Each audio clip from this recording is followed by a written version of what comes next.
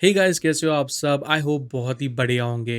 तो अगर आप लोग मुझे इंस्टाग्राम पर फॉलो करते हो तो आपने मेरी ये वाली रीसेंट वीडियो रील ज़रूर देखी होगी। Run through the money, the pressure be calling. Left on my blessings, I feel like I'm falling. The birdie is back. Tell me I'm garbage, I'm going through. इस video के बाद मुझे बहुत सारे DMs आए कि भाई आपने ये वाली वीडियो कैसे एडिट की और ये जो ट्रांजिशन है ये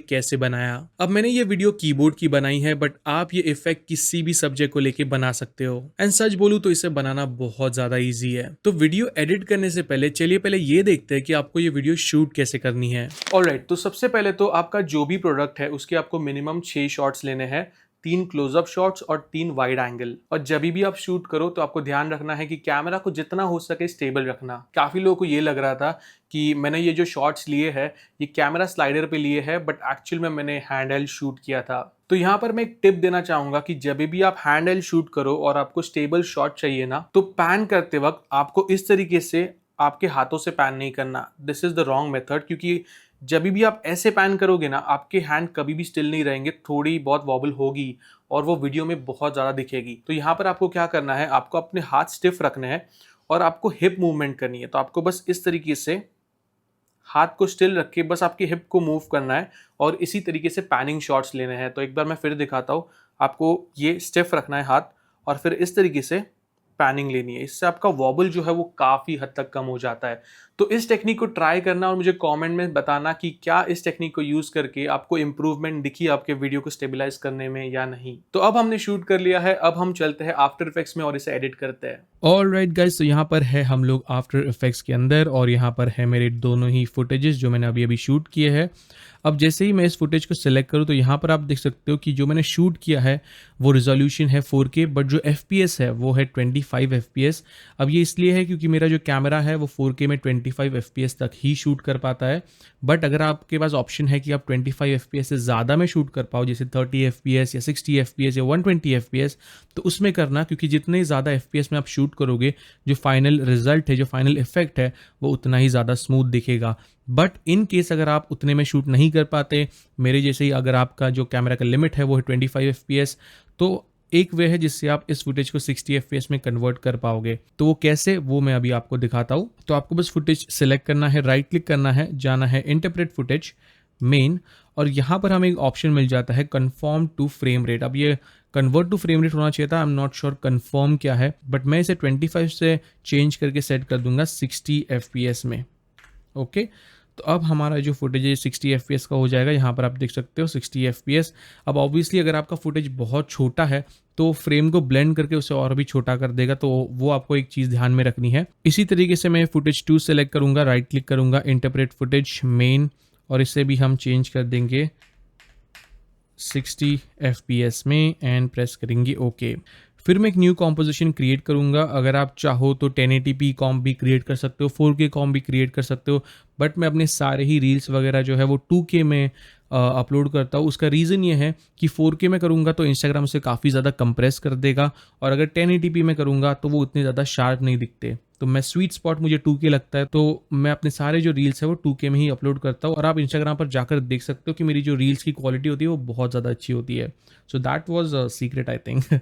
एनीवेज, मैं इसे सेट कर दूंगा रेंडर पे, नाम दे दूंगा रेंडर पे, विथ 2560 बाय हाइट इज़ 1440। इसे सेट कर दूंगा मैं 60 FPS पर and duration is 10 seconds, that is fine. ओ हाँ, क्योंकि हम लोग को वर्टिकल वीडियो बना रहे हैं तो मैं इसे कंट्रोल K प्रेस करके इसका उल्टा ले लेता हूँ, 1440 बाय 2560। ओके, अब सबसे पहले तो हम फुटेज नंबर 1 सेलेक्ट करेंगे, इसे डबल क्लिक करेंगे। ओके, और यहाँ पर हमें जो भी स्पॉट जहाँ पर हमने प्रॉपर पैनिंग की थी वो हमें स्पॉट सेलेक्ट करना है।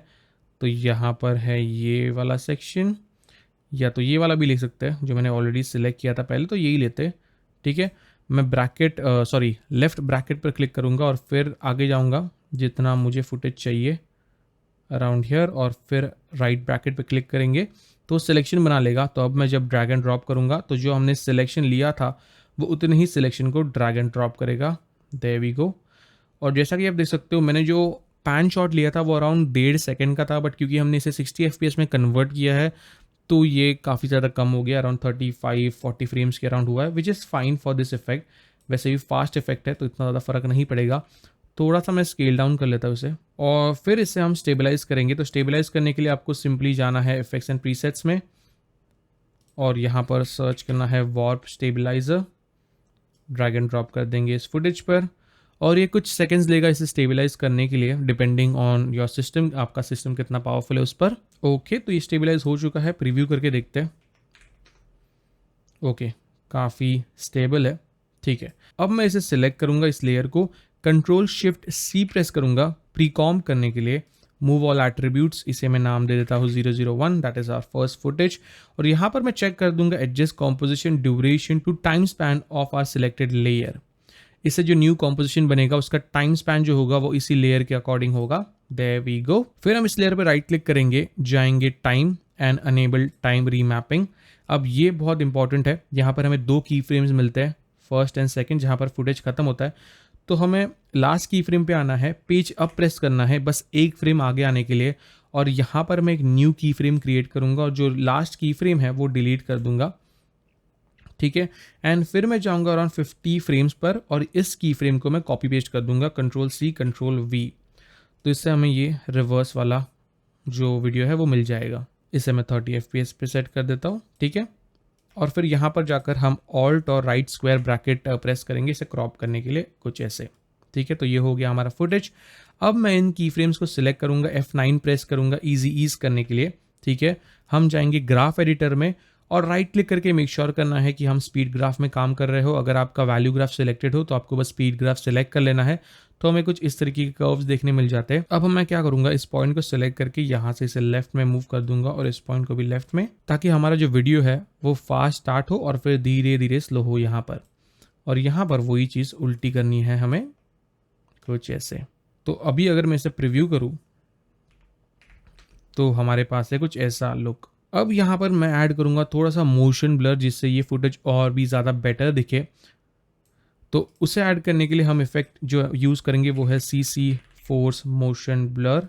डबल क्लिक करके अप्लाई कर दूंगा, और जो शटर एंगल है इसे हम काफ़ी हाई रखेंगे, अराउंड 260, और जो मोशन ब्लर सैम्पल जैसे 12 पे सेट कर देते हैं। तो आप देख सकते हो स्टार्टिंग में हमें बहुत ही एक अच्छा मोशन ब्लर देखने मिल जाता है यहाँ पर, स्टार्ट में और एंड में भी, क्योंकि हमारे वैल्यूज़ ही वैसे है कि स्टार्ट बहुत ही फास्ट हो रहा है और एंड भी बहुत फास्ट हो रहा है। अगर आपको लग रहा है आपको थोड़ा और स्मूथ मोशन ब्लर चाहिए तो आप इन वैल्यूज़ को बढ़ा सकते हो, बट ये वैल्यूज़ सही है।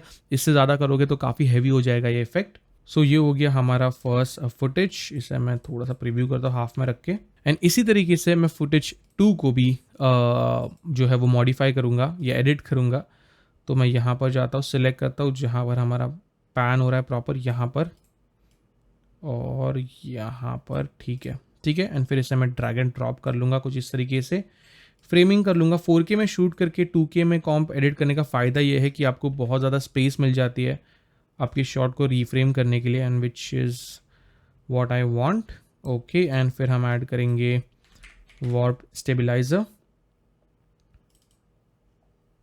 ओके, काफ़ी ज़्यादा स्टेबल है, it's nice.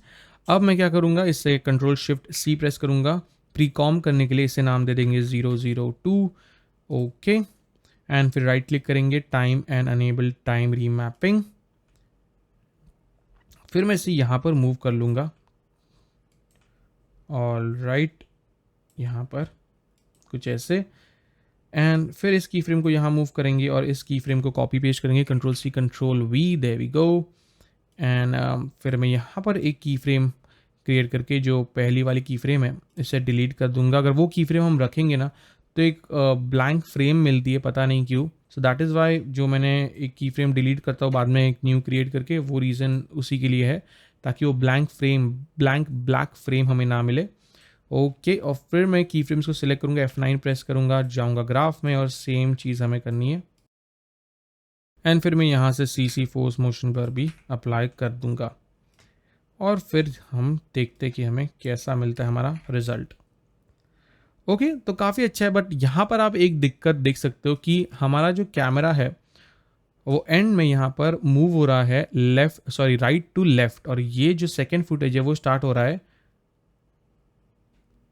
Left to right. तो इसे हमें रिवर्स करना पड़ेगा। तो बस फुटेज के अंदर जाना है, राइट क्लिक करना है, टाइम और टाइम रिवर्स लेयर, और अब अगर मैं इसे प्रीव्यू करूँ तो वो काफ़ी ज़्यादा स्मूथ दिखेगा as compare to before. As you can see, देख सकते हो कि कैसे लूप में भी अगर मैं इसे प्ले करूँ तो ये काफ़ी ज़्यादा स्मूथ दिख रहा है।